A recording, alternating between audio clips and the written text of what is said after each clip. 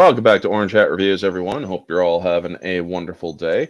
So, another week, another episode of Kenobi, and another massive insult to the original trilogy and other prequel trilogy content that shows that Disney has no idea, none whatsoever, how to handle this franchise.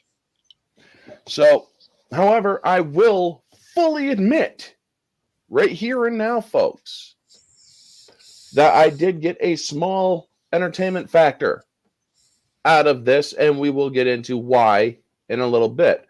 But if you guys are tuning in, hope you're all having a wonderful day. If you are a hater coming onto my channel, well, shut your fucking mouth!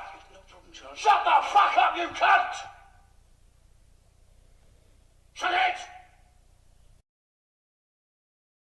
because I had a couple of those assholes coming onto my freaking channel saying that, oh, you're this, you're that, or that doesn't exist. It's like, shut the fuck up. I'm doing a freaking positive review. It just really bothered me the other day, folks, and I do want to apologize for that. I am in really no real mood to be dealing with trolls this week because, well, shit's been going on in the personal life and stress is kind of up there. So, yeah, with me, I got Nerd with a Cigar. We're still waiting on Aaron from Adela Fan. I am here. So, how you doing, how you doing, Nerdy? Oh, pretty good. I was talking to you before the show. I'm excited. I'm going to Dallas Fan Expo this coming weekend, so stay tuned for content on my page for videos and photos and all that. Nice. All that fun and stuff. in the chat, we got Jedi Padawan Trailer. Good to see you. As well as Soul Assassin. Thank you for coming in, buddy. So, yeah, we're going to get into it, folks. Episode 4 or 5. Fuck. Can't even remember which one we're on. Yeah, episode 5 review. Yeah. Okay. Yeah. Oh, yeah. Jesus, I didn't even get the talking points corrected at the number. But anyway, this episode begins with a trigger warning that may upset viewers because kids die in this episode. Kids, they die because Operation Nightfall was a thing.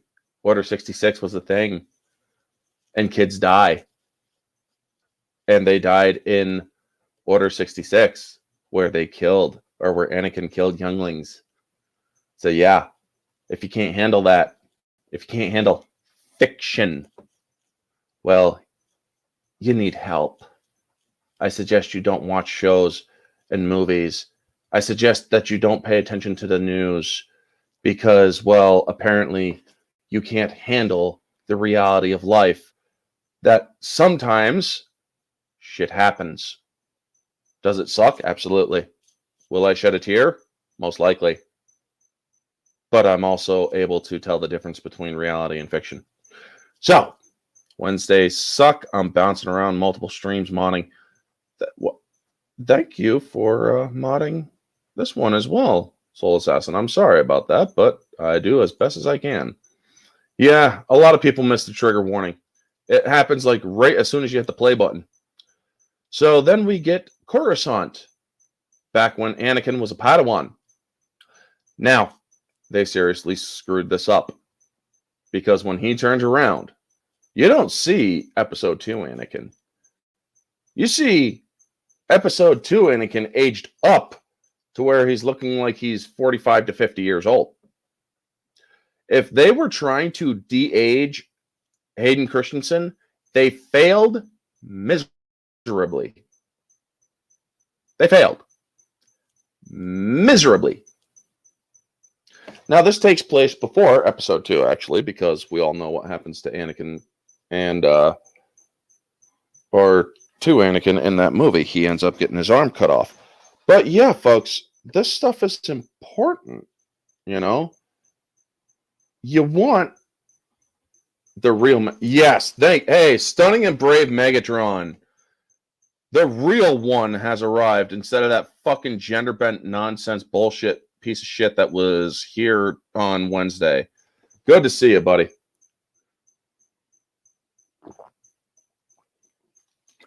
But yeah, what did you think of this? Yeah, they de-aged Luke for, you know, Mandalorian end of season 2 and in Book of Boba Fett, Yep. and they did a decent job at it. So it's not like they can't do it. You know what I mean? Yeah.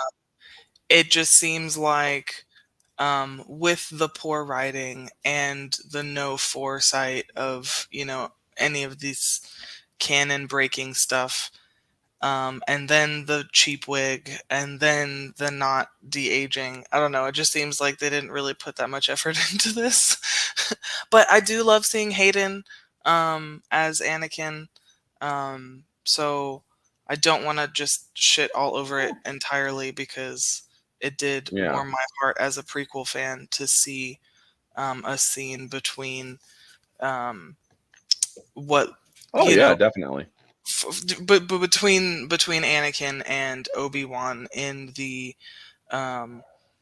Clone Wars era, Padawan era. So it was a bittersweet, where you're like, oh, okay, this dude's old as shit, and you're trying to pass him off as a Padawan. But if they had done a good job with the de-aging, it would have been a good addition, I feel like. So yeah, definitely be one. I mean, don't get me wrong, folks. I did enjoy that small little nostalgic moment. I really did. However, some of the acting, I mean, there were parts of that flashback that were kind of red flag, but yeah, we're going to get into it later. So we then have them crossing blades, and then Vader is on his ship, and the third sister gets promoted to Grand Inquisitor. It's like, okay, yeah, you guys are seriously pushing this fact that the Grand Inquisitor's dead, even though we know he's been stabbed. We know he did, in fact, look very, very much dead. He was unmoving, unbreathing, and yet, well, and all of the other characters have continued as if he has been dead. He died. Yeah. Right, everybody continued on as if he had died. Yeah, we haven't heard like, oh, he's in the hospital, or oh, he's getting like treatment or something. You know what I mean? Like, it's just been in the back of the tank. Yeah, nothing. Yeah, there's no reference to him at all. So it's almost as if they continued as if he died, and then I don't know. Yep. So then we find out that they're tracking them to Jabeam because Lola's been turned into an evil red-eyed Terminator droid. And Team Kenobi arrives on Jabeam, where everyone is relieved that Leia was rescued. And I'm thinking, yeah. And when I watched this episode 3 times, folks. One so I could review it, one so I could do a moviegoer review to see if it was entertaining, and the third time so that I can put in the talking points that I'm going by right now. And when you realize that there's 2 of these ships, one must ask oneself, why didn't all these people pile on to the other ship and take off while they were rescuing while Kenobi was rescuing Leia? I mean, then just take that ship to Alderaan, drop her off. There you go. But then again, that would have created a lot more problems because Lola would have been tracked out or would have set them down on Alderaan. So yeah. I mean, they really did write themselves into a kind of conundrum with that scene. And then we see that Lola has indeed been hijacked. We also see the return of Haja, the fake Jedi, who likes to swindle people out of their credits. Also, for those of you who do not know, Lola's betrayal and evilness is caused by a restraining bolt. Yeah, a miniaturized version of a restraining bolt. Get that, folks. I thought with the red eyes she was gonna start saying something like, "I am not allowed to translate Sith," blah blah blah. Mm-hmm. I mean, well, actually, I was almost expecting it to translate Sith for a moment. Right. Yeah, no. And it's like, what the frig, man? So, yeah, They that led up happened. to that being a bigger deal than it was. You know what I mean? Yep. Like they're Yeah. like, "Oh no, And we got a tracker." mhm. And then we now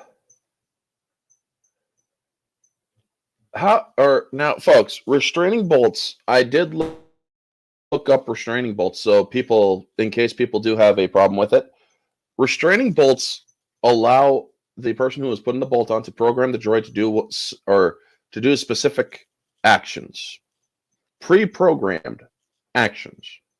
However, how did they know, or how would this droid know where to go and what to do? Unless it had to be operated by remote, you know? Somehow Reva or somebody would be controlling this droid somehow, you know? So then we see that Kenobi sees a part of the wall with several scribbles of Arabish. Believe me, folks, I spent an hour translating a lot of this shit. Most of it is just some names and sayings, no familiar names. Also, then we see that he sees so many lightsabers. Why are there so many lightsabers? Did the other Jedi die? Did they leave them behind? What's the story there? You don't get a story there, folks. You then see him pick up a robe and kind of get handsy with the robe, but it's like, are you a perv, Kenobi?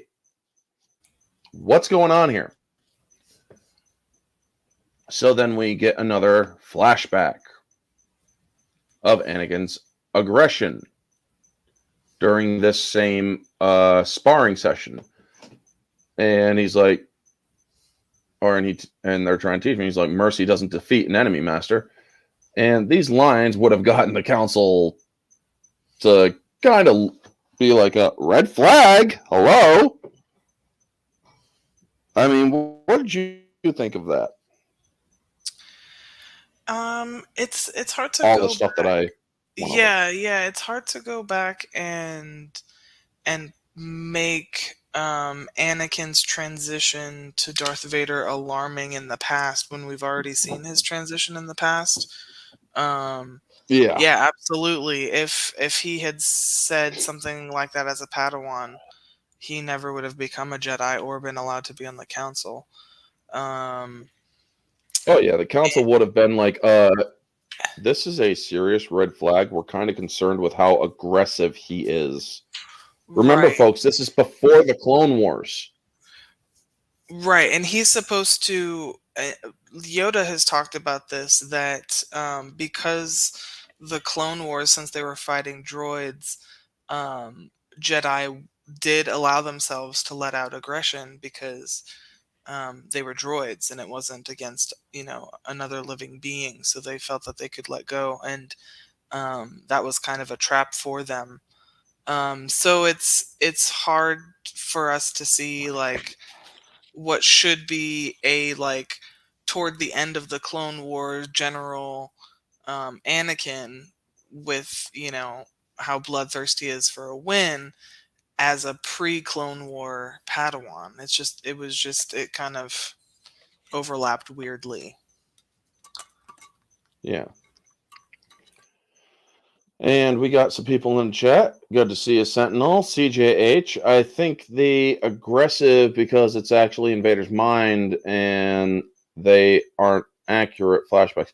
That actually is not true. This is actually actual flashbacks, except that it is because it's both Obi-Wan and Anakin remembering this stuff.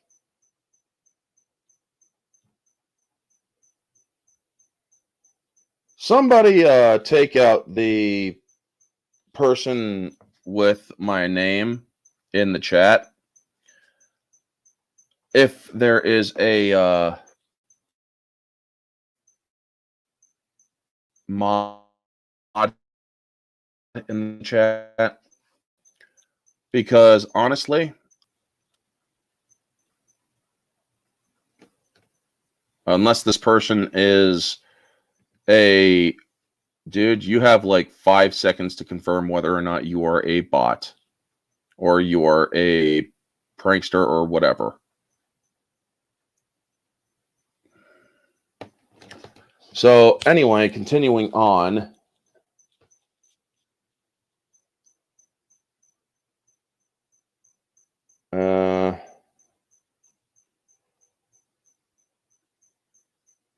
Obi-Wan then inspires or warns and inspires the group. It's like, we're most likely going to die. I mean, they are more power, or they're well armed, better armed. They're better trained. Most likely we're going to die. But if we work together, we will win! I'm guessing so, Sunny and Brave, because that's the name that they had was the same kind of BS that they were running on Wednesday. So yeah, they haven't, or if they haven't confirmed by now, then get rid of them. Because I'm sick and tired of that crap, man. My sexuality is really none of anybody's fucking business.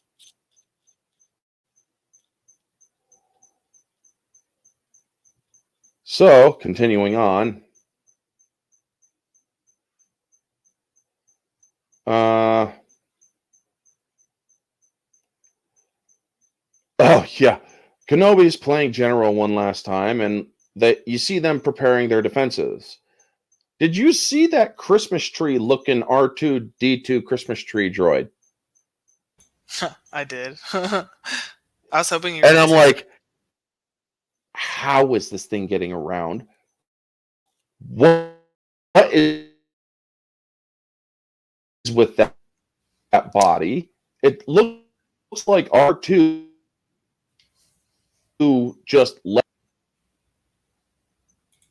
Did I cut out at all when I was saying that? A little bit. Okay, yeah, because internet. Sorry, the internet signal came in. Basically, folks, it's like it looks like an R2 unit ate a shit ton of candy and just let his ass grow out. I mean, what were your thoughts on that, Kate? It just looked like Yeah. It was just like a weird nod to the R2 units, but then just like in a super unpractical kind of way.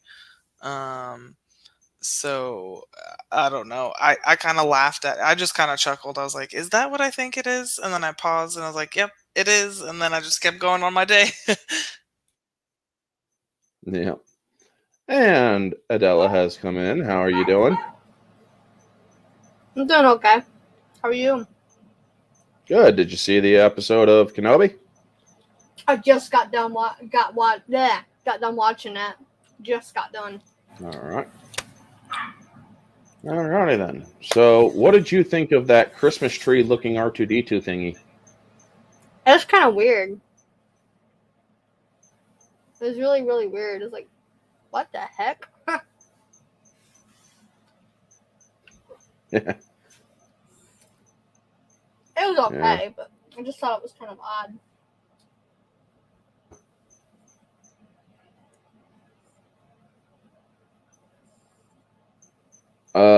Yes, CJH, but still, it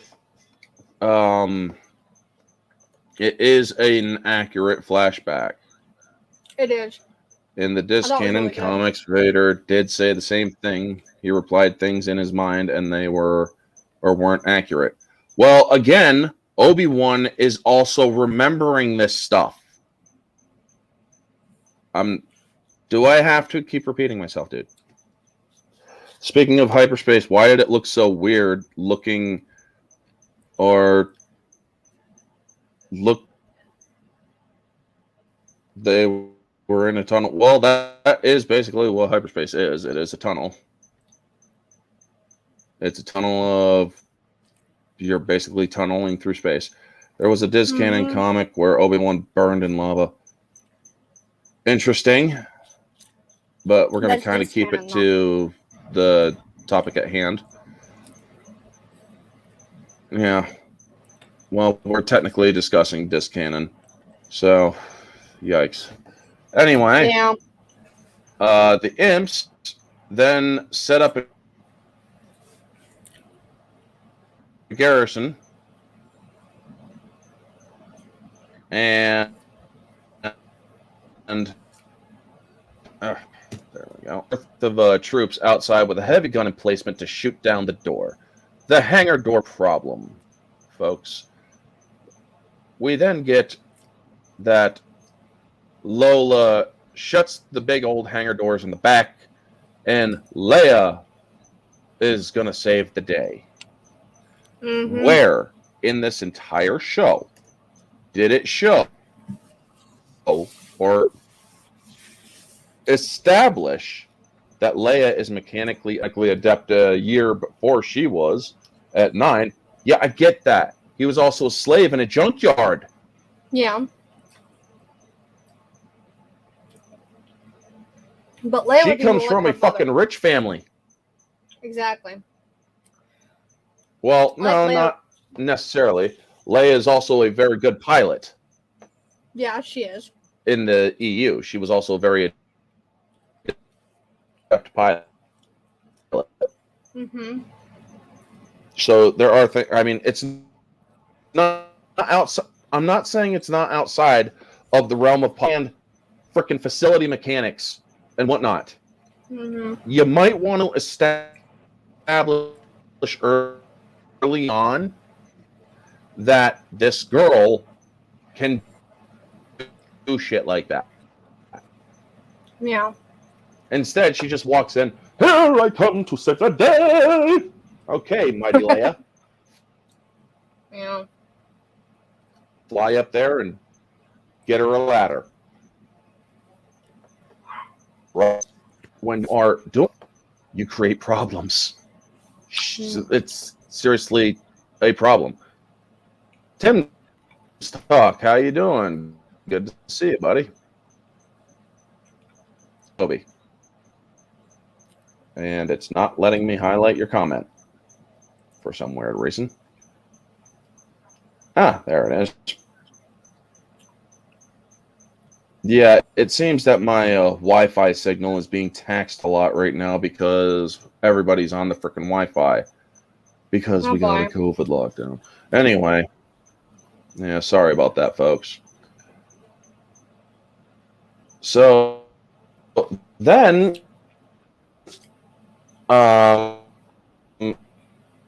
folks, you see the. I'm going to show you the communicator right now. This is the communicator. And I'm going to do a full screen layout so that you may look at this thing. Except that if you look up here at what it is actually called, you see that this thing right here is called a holo projector. That's what I thought it was. That's what I thought it was. I knew I recognized that. Not. And it says one of the utility devices for that Qui-Gon Jinn carries is a small holo projector.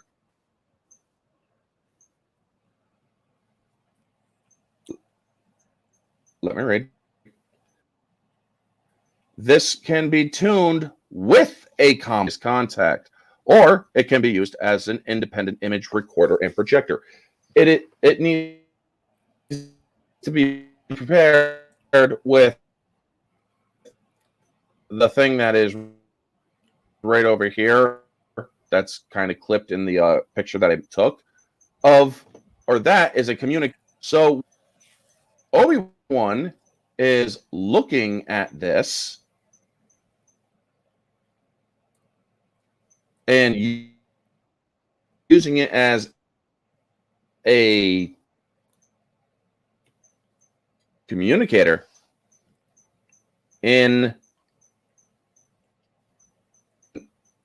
they're saying communicator is not a communicator. That is a projector. There is a very big difference. I am live on Facebook and Twitter, folks. So yeah, if you are watching, okay, Disney Star Wars sucks. If you're going to start throwing insults at people, you can be put into timeout for 5 minutes. Because one of my banners here is a very important one. Different opinions are welcome here. However, I'm not going to put up with people throwing insults at each other in my chat. So knock it off. First and only warning.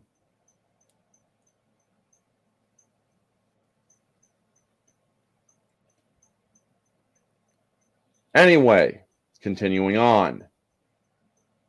CJH, you're allowed to give an opinion. You are allowed to give an opinion. Do not let anybody say that you are not. Different opinions are allowed on my channel. If people cannot handle that shit in the chat, well, I have mods in here. And if they continue their bullshit, they will be put in timeout for 5 minutes. If you want to act like a child, you'll get treated like a child.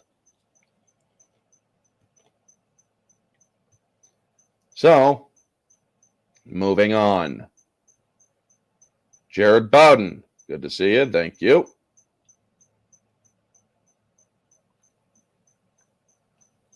So, as I was saying, talking points. Now,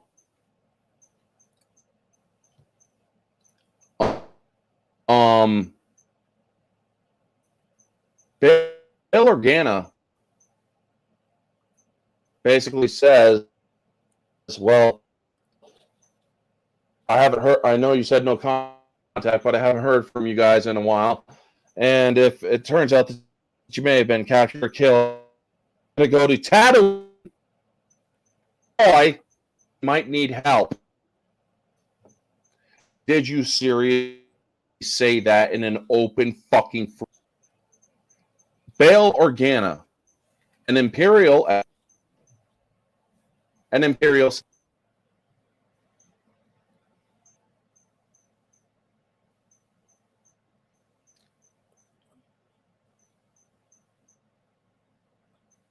And it looks like I'm having internet. That folks, wish that other people will... Internet. Hey. Well, or and I'm sorry that. And Soul Assassin is asking Adela, do you have a channel or content that you would like, or that you would like shared?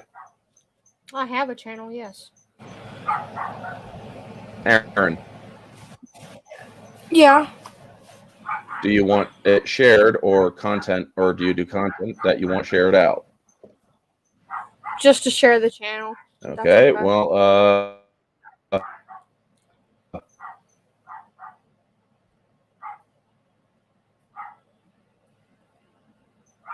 send me a link in the private chat so I can put it in the, or, you know. Okay. Then, Tala'S. No, there is. All right. My Give me a dog is second, barking. Hold on. and I'll take care of it. Okay.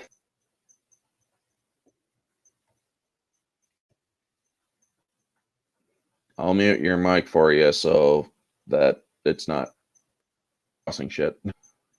Sorry, but yeah. Anyway, as I was saying, Tala comes in to tell her story.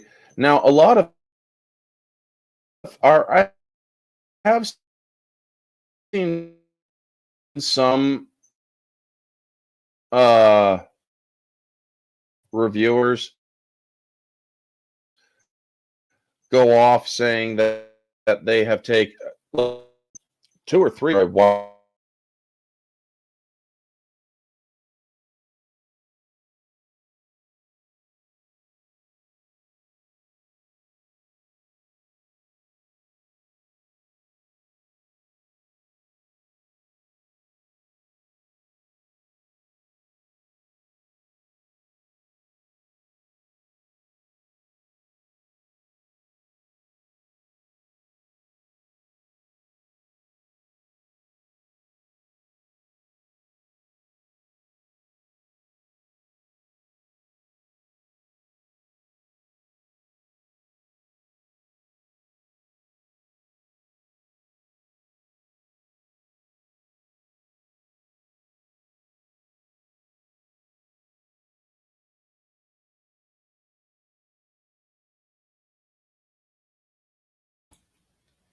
Did we lose him? I think we lost him. Yeah. I think his internet went kaput. What was the last thing you heard from him? Just froze after that. Yeah. I didn't hear anything else after that, so. Let me go into his YouTube and see if I can see the chat. What's going on in there? Sorry, folks. Oh, it looks like we're still live. Well, what did you think of your thoughts of Kenobi, I guess?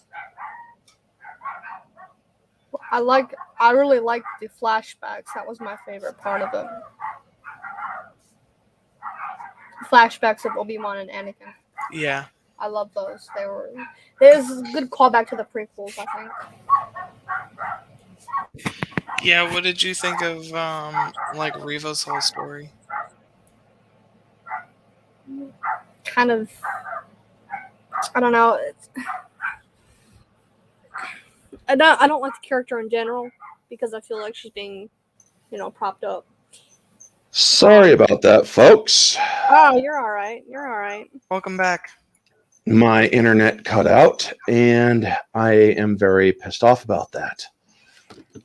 It's understandable. I mean, And no, dude, I have a person calling me. It's like, no, I am live. Hold on 1 second. I need to mute my... Go ahead. I gotta mute mine.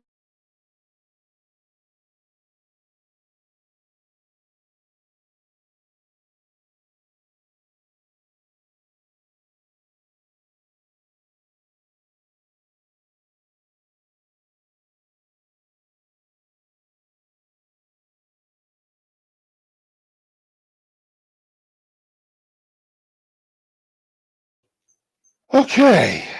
Now that I'm slightly calmer.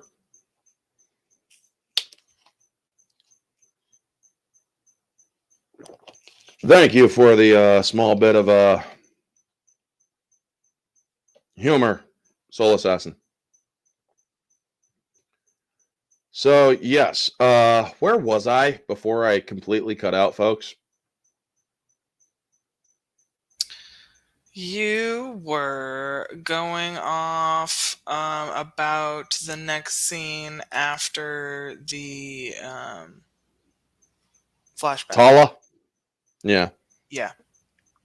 All right, so Tala is basically saying how she was at Garel and how this was her last time as a pure Imperial, where they had a round up of a family or 4 families of 4 sensitives. Tala is, am I coming through clearly again? Because I'm getting a unstable signal. You're good on my end. All right, good. CJH, I will ask that you keep the subject matter to the point of what we're discussing, if that's okay.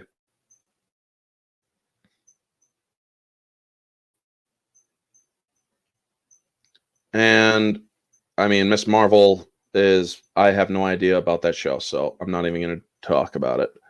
So, yes, this is basically their way of trying to get Tala to be sympathetic because obviously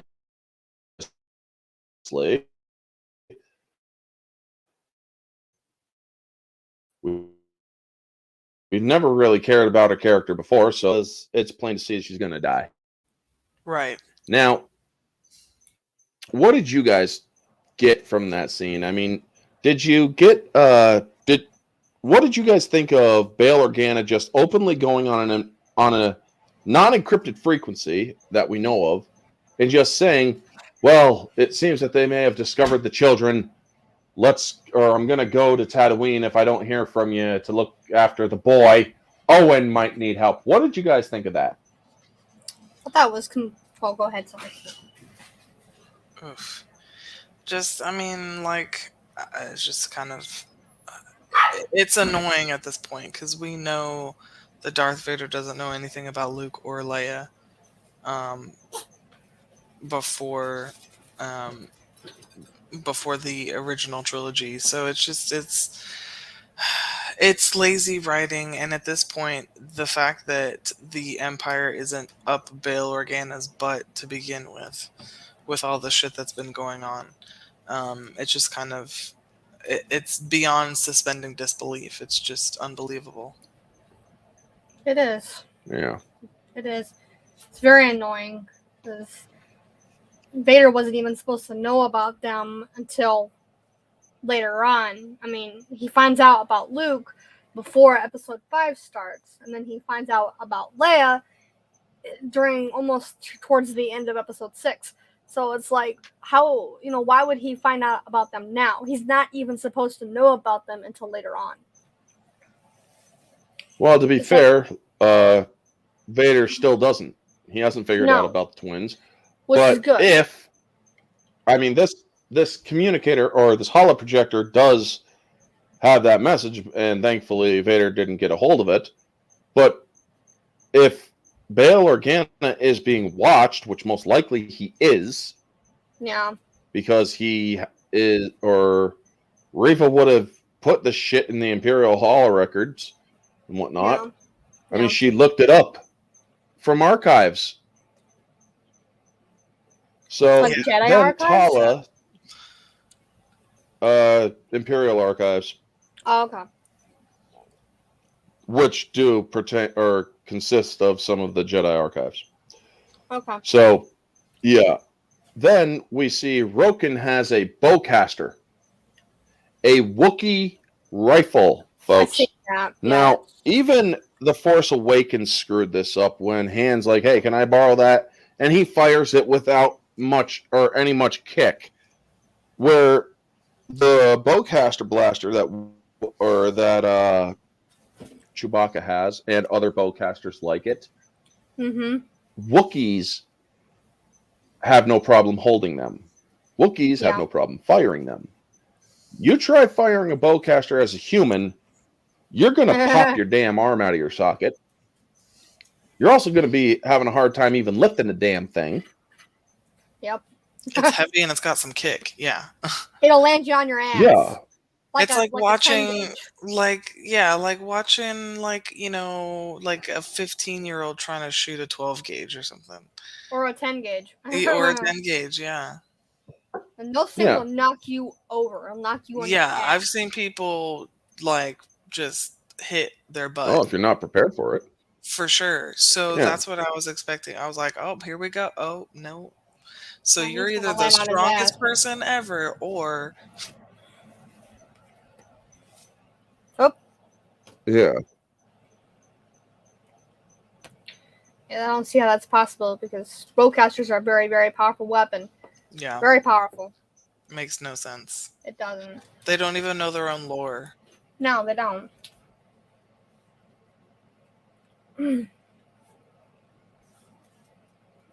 It's just super annoying at this point because it's like, man, come on, know your shit, guys. It really is. So, exactly. So, then we get stalling for time, and Kenobi learns from Reva that she was in the Jedi Temple, and this is how she knows Anakin is Vader. Well, Yeah, although it's right? not shown that she hears him be referred to as Lord Vader during Operation Nightfall, but she somehow knows that Anakin Skywalker was going by Lord Vader when he was sacking the temple. We don't understand how she knows that. Yeah, it's really weird. Yeah. Also, this is meant to inspire sympathy for this character, folks. A character who is going to torture a 10-year-old girl. A character who is going to torture a 10-year-old girl. And it's like, no. I feel nothing for Reva. Me neither. I feel no sympathy for her at all. Honestly, Moses Ingram's acting is not that good. No, it's not. It's pathetic to me. It really is. And it has nothing to do with her skin color and everything to do with the writing and the directing of Deborah Chow and the writers who wrote the script, as well as the acting of Moses Ingram. It's not because she's black. It's because of those three factors. Her acting, terrible writing, terrible directing. Yeah, but Lucasfilm wants to call us racist because we don't like the character. It's not because of that. It's not because of her skin color. It's because of the way the character's written and how the directing has went and how people wrote it. It's not good at all. Her story is pathetic, in my opinion. I figured out, and to figure out why she became an Inquisitor, that's also very pathetic. I'm like, are you serious? Yeah, for vengeance. She wants to kill Vader. She can't kill Vader. Vader will kick her ass. Well, we'll get to that. Now, before I do go any further, I do want to give a shout out to the Gospel According to Mark with C. Back in one of his earlier review videos of the Kenobi series, he actually called it Reva's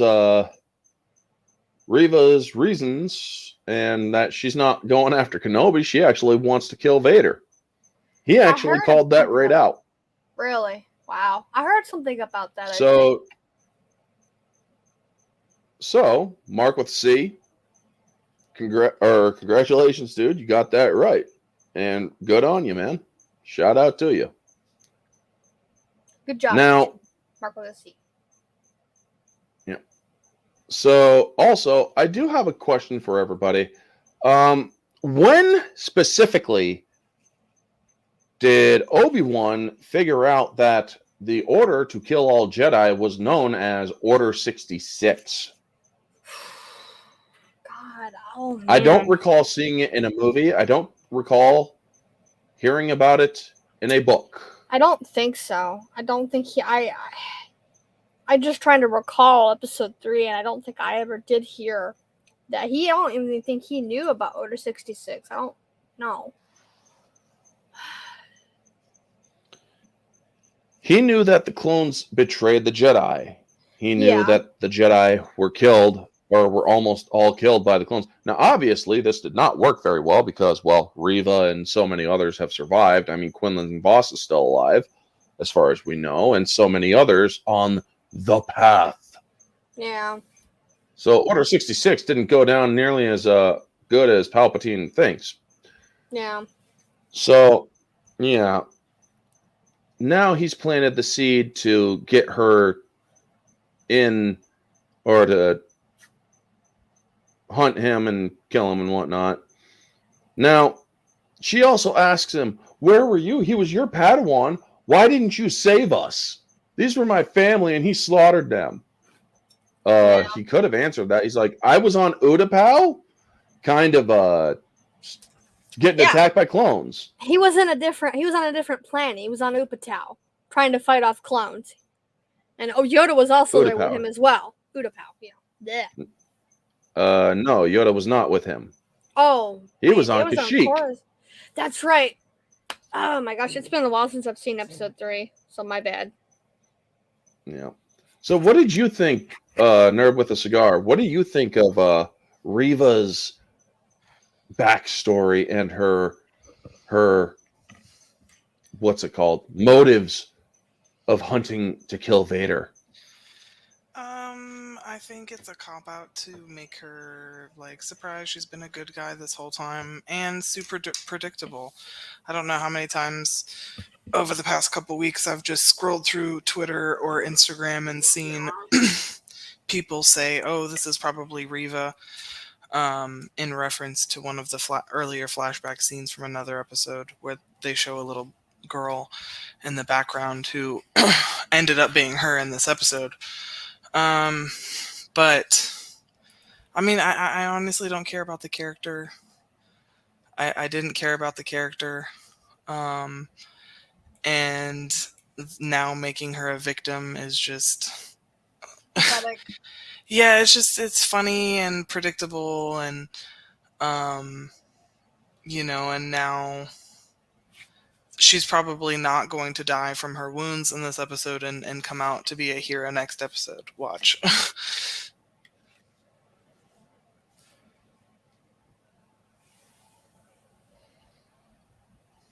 Here's the thing, CJH. I nearly covered this whole thing while I was paused or muted.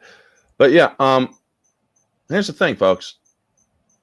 He does look like he feels guilty while she's bringing this up. And it's like, you have nothing to feel guilty for. You weren't there. You were being attacked yourself. You have nothing to freaking feel bad for, dude. Right. Obi-Wan could have easily told her. I was on Utapau. I was getting attacked by clones. And each when Jedi this all was Master happening. had their own And General Grievous. Yeah, he had just defeated Grievous, and each Jedi Master who was sent on a mission had their own squad of clones. So it's not like any of them really could have done anything. Even Yoda, after he killed his, the 3 clones or whatever that were with him on Kashyyyk, he immediately went into hiding. Right. He immediately was just like, okay, time to leave, and he got off planet almost immediately. Mm-hmm.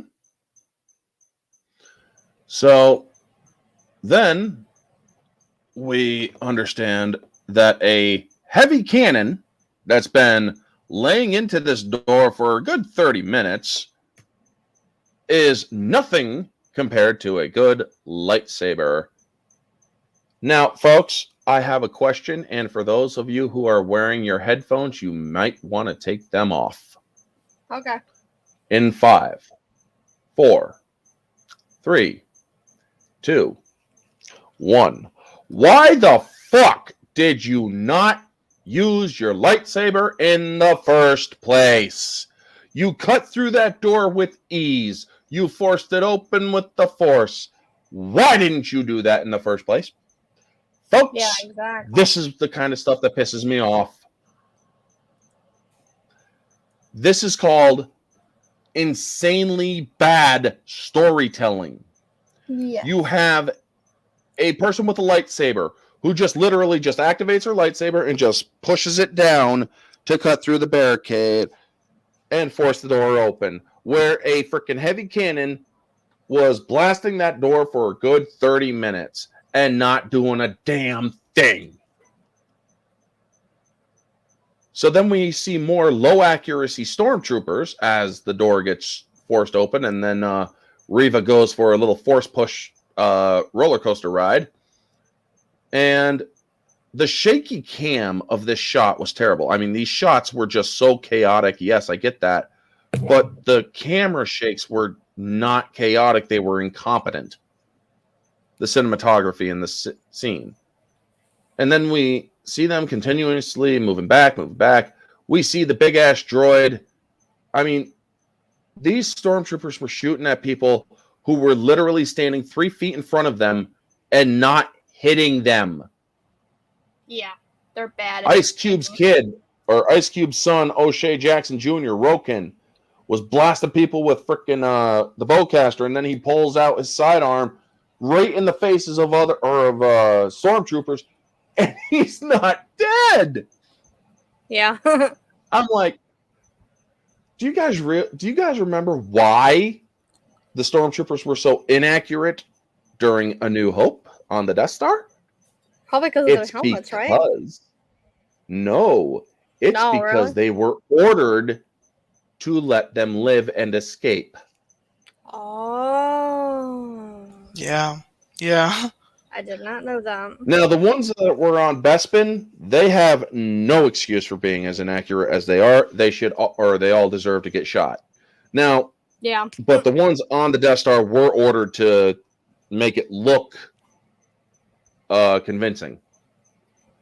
Now, then we get Tala'S Sacrifice after Big Holler Droid killed more stormtroopers than all of the people who were firing blasters at these stormtroopers. Yeah. I mean, that thing's accuracy for a loader droid was dead on. He's like, pew, Now, pew. Mm-hmm. And he's dropping them like flies. Then she gets shot, and he's getting blasted, and she holds up a thermal detonator. And this ain't just any thermal detonator, folks. Normal thermal detonators, normal ones, folks, have a blast radius of about 6 meters. Okay, that's not So very big. that's about 18 feet. Yeah. Or something like that. Well, the one with the red light on the top is a Class A thermal detonator, which is considered its military, or it is a military grade thermal detonator. And its effective range is 10 times as more powerful than your standard thermal detonator. Whoa. Reva would have gotten her ass cooked. Yep. Because that's 60 meters in a flash. You're telling me she can outrun a thermal detonator's explosion? No, When she has both troopers, she has both troopers in front of her and in back of her. Yeah, she was Every sandwiched one between of them. those troopers should have been cooked because one, those things are miniaturized thermobaric warheads, essentially. I've played enough They're mini Battlefront nukes. 2 to know that you can't. Yeah, thermal detonators will get you. Oh yeah. Boom. So yeah, there's no way she wouldn't have been hurt by that thermal detonator. So then we get another cut to the sparring session, and Anakin Anakin seems to like he is a fallen Padawan. He's like, just admit that you're beaten, dude. It's like, or just admit that you're beaten. I'm like, you have the same choreography as Vader, old man beating a kid with a stick from the episode 3 of this show. You literally beat down on him like that. What the fuck? Folks, I get the nostalgia. I like the nostalgia every now and then, but you gotta make it look good. Please. Yeah. What did you all think of Tala'S Sacrifice? And what did you think of that scene where they're all, I mean, one or two freaking people or the Path Rebels died. One or two of them died. Plus Tala and the droid. So that's four people died against an entire garrison of stormtroopers. Meh. So that's how I felt the whole episode. Meh.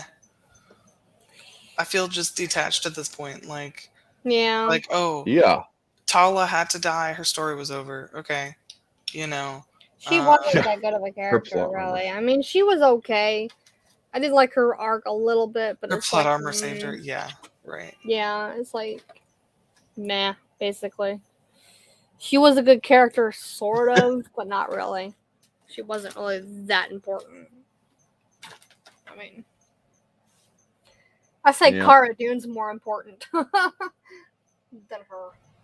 And Vanja, thank you for liking the stream on Facebook. It's always good to see you, buddy. Now, we then get to Kenobi giving up after that small little flashback. And he hands Haja his stuff. Haja. Stupid mosquito. Ouch. Sorry. I'm Yeah. getting mosquitoes again, folks. Oh boy. Hate them things. Oh, yeah. They're going to be coming after me a lot.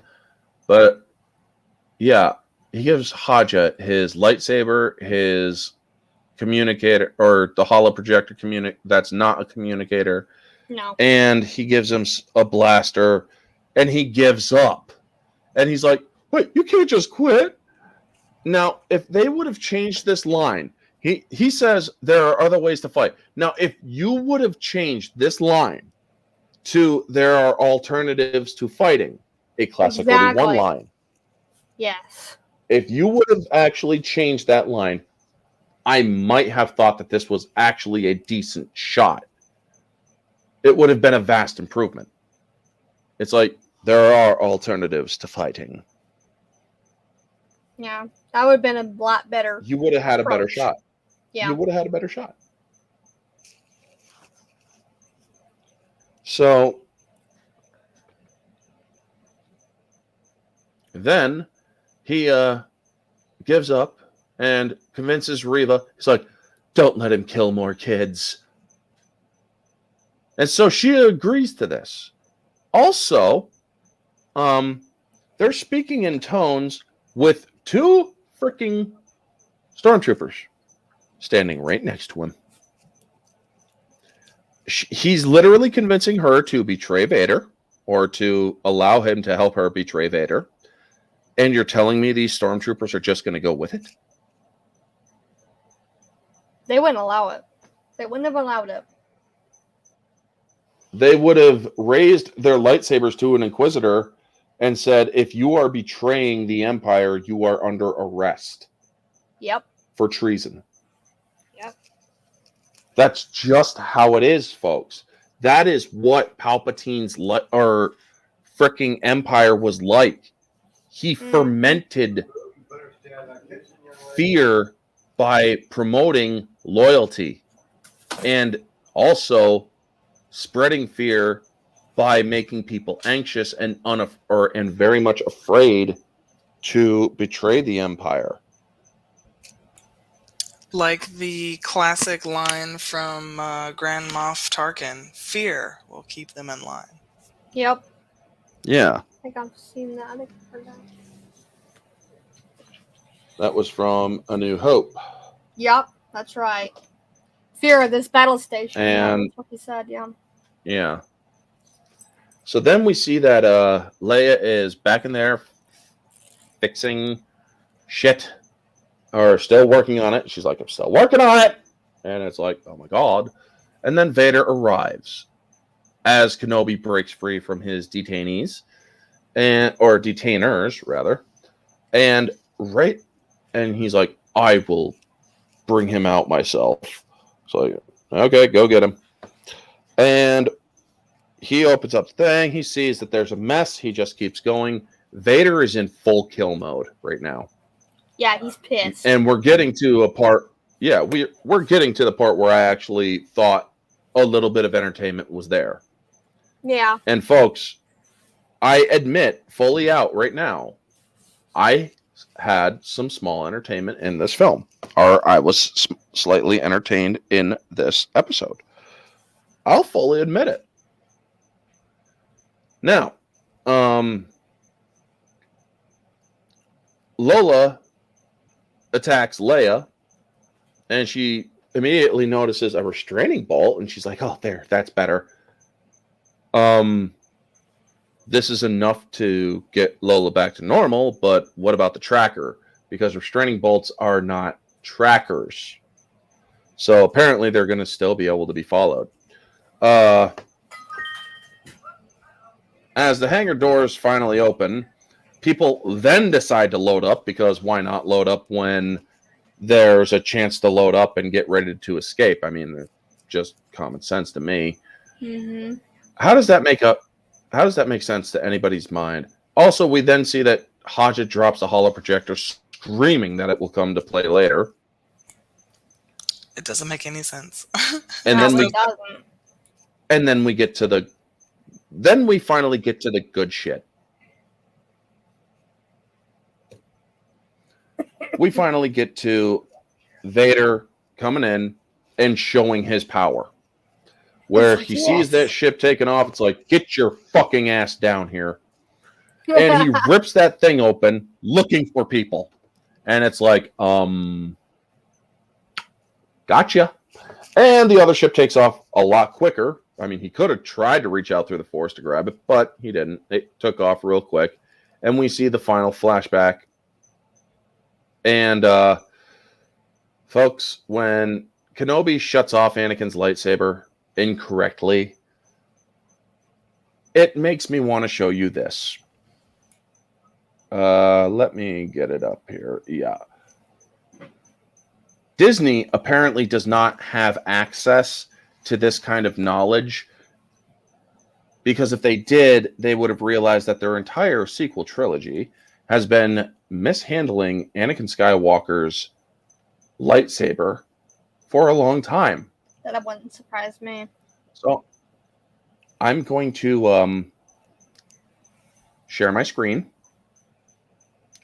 with Twitter. No need to share audio,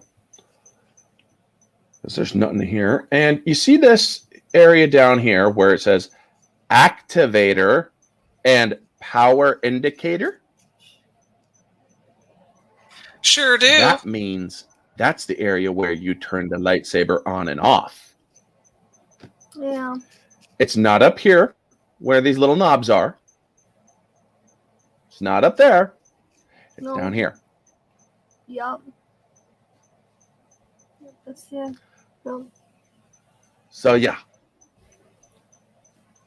That keeps pissing me off, how they continue to mishandle things. So then Vader's in small little contemplation and realizes that he got duped because of his impatience.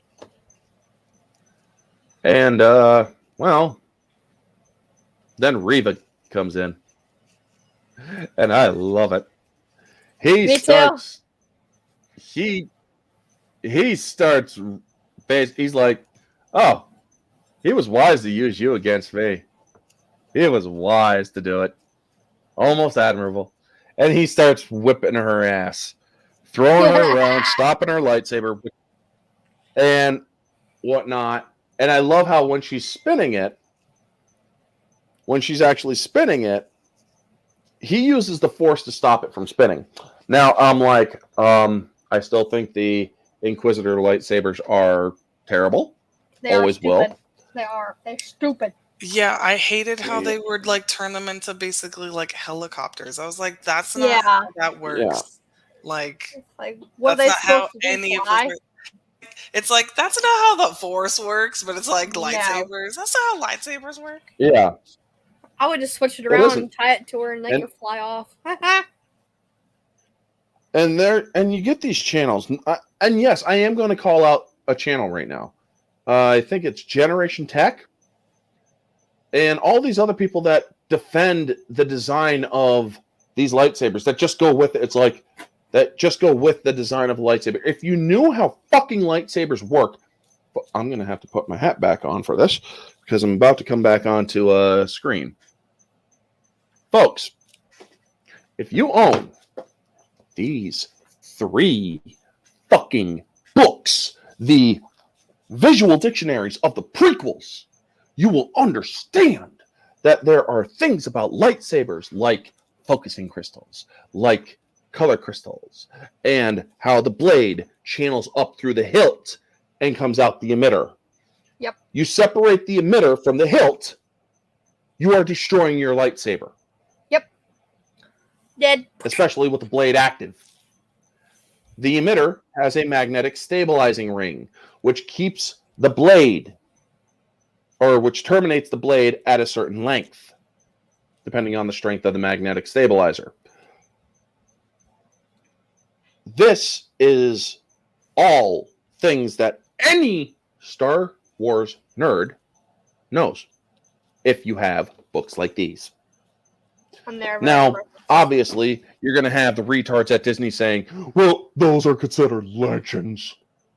they're not legends. They're canon. Fine. You can consider them legends all you want. You can, or because they did come before Disney's buyout.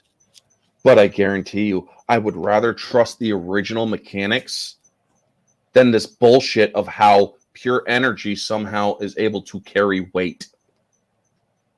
When you slice into a mountain with a lightsaber, you are not going to stop halfway down the mountain. You are going to go all the way down the mountain because it is pure energy cutting through rock. When you are stabbing your lightsaber into the ground and you are getting shoved back with the Force, you're going to keep going as hard as the Force push was. Your lightsabers are not going to slow you down. Nope. Because you're literally using pure energy to tear through something. So, pure energy cannot carry weight. These things are destructive to everything they touch. When you have it helicoptering so you can do your little Mary Poppins off to Never Never Land, Eye roll. like the Inquisitors did in Rebels, that makes no fucking sense. But I did like how Vader continued to hand Reva her own ass. And then he basically tells her, he's like, did you not think I didn't see? Youngling? Now, Why he would then let her stabs live her, then? or he does stab her. Makes no Say sense. that He should again? have force choked her. What, like, okay, so if he was like, you think I didn't see you, youngling? So if he saw her when she was a youngling, why didn't he kill her? He was on a killing rampage of killing all the younglings. It makes no sense that she's alive. Yep. Also, that reminds me, shout out to OG Star Wars for this. Because she heard about the whole playing dead, because she played dead, she felt the bodies grow cold. Bitch, you were killed by somebody that can literally sense whether you are dead or alive. Or, well, you were stabbed by somebody who could literally sense whether you were dead or alive. Those clones in the temple or carrying out Operation Nightfall were shooting Jedi as they were falling to ensure that they were dead.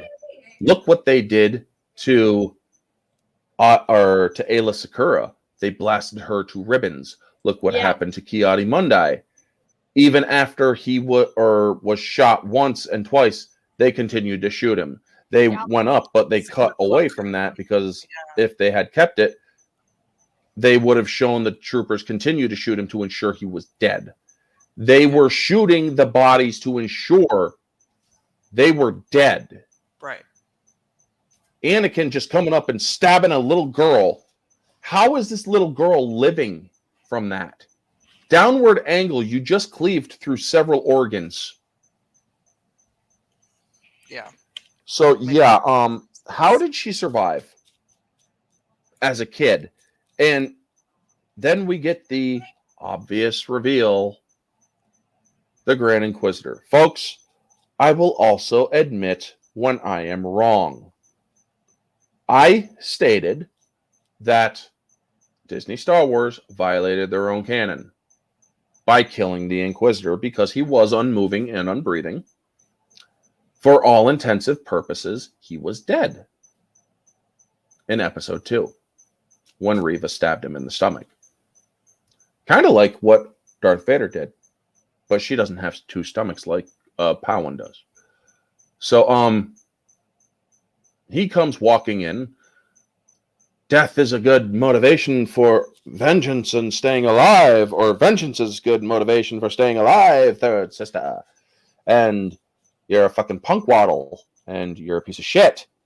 And, well, now your rage has made you strong, but now it's made you tiresome. So you're going to be what we are. So we now leave you how you were when we found you. In the gutter. And I'm like, cold, blooded asshole. I love you. I love the Grand Inquisitor in that small moment. However, I still hate that he looks like Uncle Fester. Yeah, I know. It's crazy. So then he then turns around and leaves with Vader. And I'm thinking to myself, Vader, you forgot to do something, buddy. You forgot to make sure she was dead. Yeah. You didn't kill this girl back on Coruscant. You just left her alive again. Folks, we all know what Vader is like. Double whammy. We all know what Vader is like. He won't play with his food, first off, like he did. While it was entertaining to see Reva getting what she richly deserved, and to see her really out of her league, I still acknowledge that Vader wouldn't do that. He would just lift her. He'd be like, okay, yeah, you just tried to kill me. By the way, Yeah. I'm going to kill you now because I let you do this whole thing. Snap. That's how it would have happened. He would have said, did you not think, or did you think I didn't know exactly who you were? But now your usefulness is done. Snap.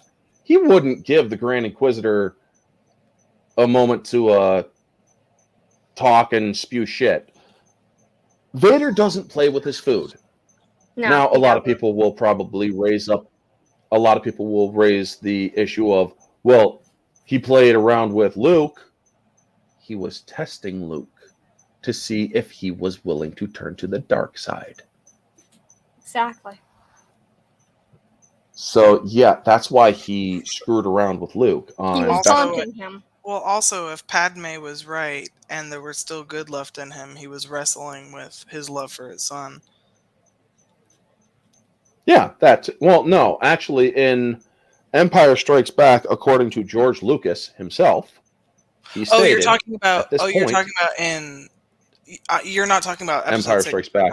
You're talking about in Empire Strikes Back. Yeah, yeah. Oh, he was Yeah. definitely messing with him then. Episode 6, yeah.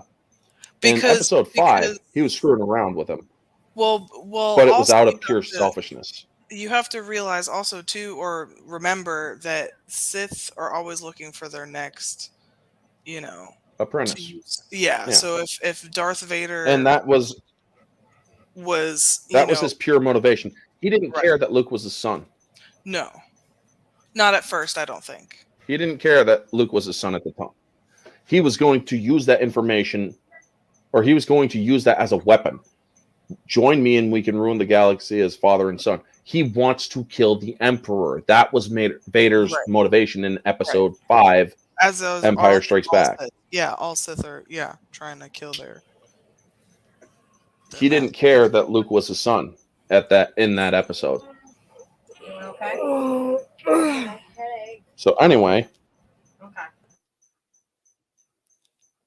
So anyway, we then see them walk off, and Reva finds the busted up holo projector, and she realizes that that there's a boy on Tatooine, and that Obi-Wan's sensing a disturbance in the Force.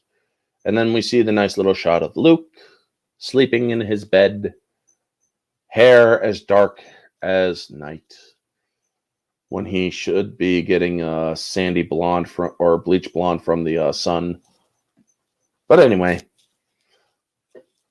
hold on a minute. Sons, Okay. plural. Yeah, the sons. Yeah, plural. Good point. Thank you. So yes, that leads to the end of this episode. Kate, or not Kate. Yes, Kate. How would you rate this episode? Let's objectively speaking, I would say maybe a 5 with the flashback episodes and Darth Vader episodes. It was entertaining. And then objective or subjectively speaking, just on a pure like just for me, I would say it's a little bit better than last episode, so I'll give it a 3. But since it mostly centered around like Reva and her stuff, and I don't really care about her, yeah, I'd keep it around a 3. But it wasn't the worst episode, but I did enjoy parts of it, so it wasn't all bad. Yeah. All right. And while we will wait for Erin to get back so she can give her scores. But while we wait for her, I will give my scores. So, objectively speaking, folks, well, let's just say that I found almost 25 errors, like 24 or 25 errors in this film or in this episode. I'm compiling a list of errors throughout the entire series. I'm in the 60s in 5 episodes. And 20 of them, over 20 of them, are in this episode alone. Objectively speaking, this film is, or this video or episode is about a 5, as Kate said. There's writing problems, logic problems, lore problems. There is all sorts of problems. There's logistical problems, acting problems, directing problems. It's all a problem. Hit 1 if you want an orange rant video. Oh, believe me, Soul Assassin, I will be ranting about a lot of this shit when I do that lore or when I do that compiled list. Subjectively, because I enjoyed seeing the nostalgia from the flashback, even though I do acknowledge its flaws, there still was some subjective liking to it, as well as seeing Vader cut loose and basically make Reva his bitch. I will say that was entertaining to watch. So subjectively, I will put this at about a 6. I believe that's the highest subjective score I've given so far. I think so too. Showgoer, where I'm not breaking it down, I'm not examining it or picking it apart, but basing it on entertainment quality. Showgoer, and this also acknowledges that other people like it and whatnot. I will put this at about an 8 to a 9. Because there are entertainment quality. I was entertained by Vader kicking the shit out of Reva. I liked that because Reva is a character I absolutely hate, and she deserves everything she gets. However, leaving her alive was kind of stupid. So yeah. Sorry. So we're now going to wait for Erin, and I'm going to turn my camera off. But yeah, this episode had a lot of problems, but everybody and their uncle are going to like it because, oh, we got to see Vader cut loose. We got to see Anakin and Obi-Wan back in the day and whatnot. And it's like, you are saying this is a good episode because, not because of objective quality, but because of member berries. That doesn't mean shit to me, folks. Low-hanging fruit. Yeah. That's called low-hanging fruit, exactly. If you're going to like something just because, oh, they give you... Yeah, it's fan service. Who the fuck cares? I want a good story to go with the fan service. Right. It would be if the show was good and then they had the flashback sparring scene. Oh, it would have hit so much Yeah. better. Or if they had, a decent show and then flashback to Order 66, it would have been so much more emotional because we care. Yeah. And this show is so underperforming that I just don't care about these scenes that could be Yeah. potentially good, but it doesn't make a good show. Yeah. You can't just say a show is good because it has a good spectacle visually. We care, folks. We are fans. We want Star Wars to be good again. Make Star Wars great again. Right? Yes, please. But a lot of people call us toxic. And it's not toxicity, folks. We're not toxic. We're passionate. I'm not toxic because I'm not hating on other people. Like if somebody posts something that they like something, I'm not going on their post and pooping on them and saying you're not a real fan. You can like what you like. I don't like it, and I'm not going to say that it's good when it's not. I'm just not, Like I'm just because you slap a Star Wars label on it doesn't make it A, good, B, Star Wars, or C, canon, Yeah.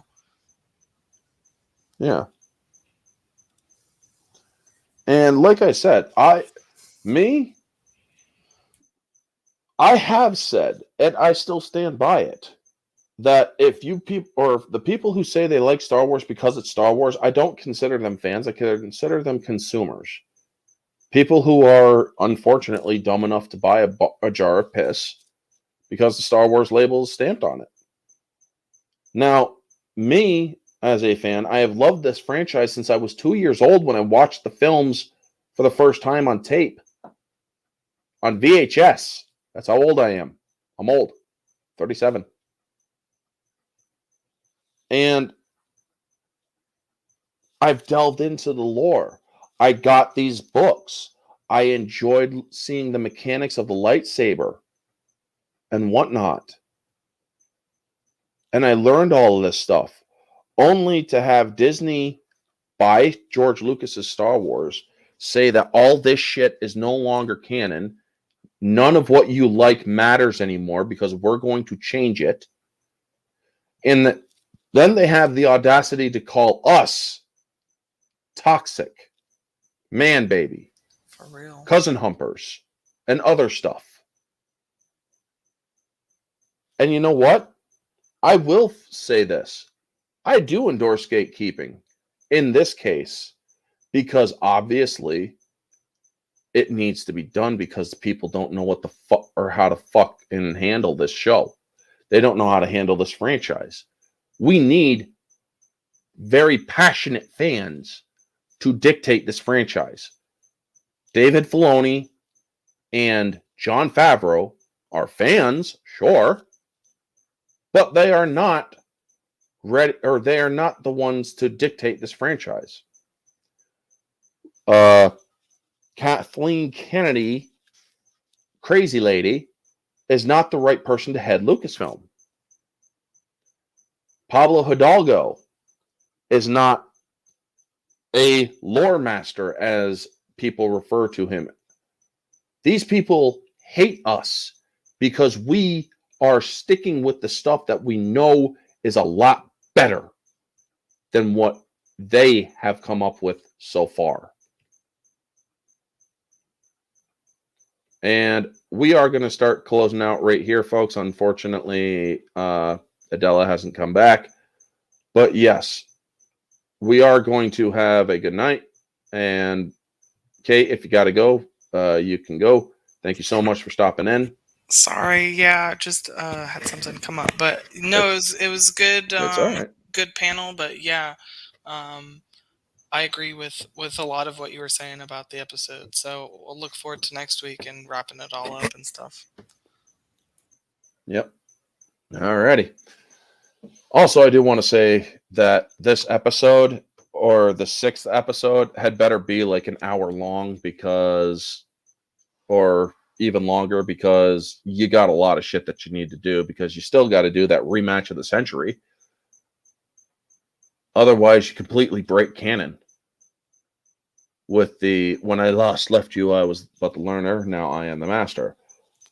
According to this canon, he kicked the shit out of Obi-Wan. So yes, they got a lot of stuff to cover in the next episode, but they also got a lot to freaking fix. Apparently, it's 90 minutes long. Holy crap! Okay, that's good to know. Anyway, folks, thank you so much for tuning in. CJH, Jedi Padawan Trailer, Soul Assassin, Nerd with Cigar, Adela. Who else? Vanja. Who else? Had a comment. And who else? I saw a lot of people in here earlier. Sentinel. And there was Jared Bowden. Thank you for stopping in. Disney Star Wars sucks. You could have been a little bit nicer to people, but thanks for stopping in. Tim Talk. Thank you for stopping in. Stunning and Brave Megatron. Thank you for stopping in. Thank everybody for stopping in, folks. Thank you to all in the chat for stopping in and listening to me go on about this. We will be back in 1 week. I also got a couple of guest choice reviews coming up Friday and Saturday. Hope you all have a wonderful day with those, or I'm going to be discussing some with, or a movie with the original 86 Transformers, I think is Friday. And A League of Their Own will be Saturday discussion with guests. Anyway, thank you so much for tuning in, folks. The orange wig seems to have gotten lost in the whales or mail, so hopefully they will fix that, and so I could do my 1,000 sub celebration stream. But yeah, until then, I'll keep you guys surprised on that. Thank you so much for tuning in, folks. Have a wonderful night, and always remember to stay humble.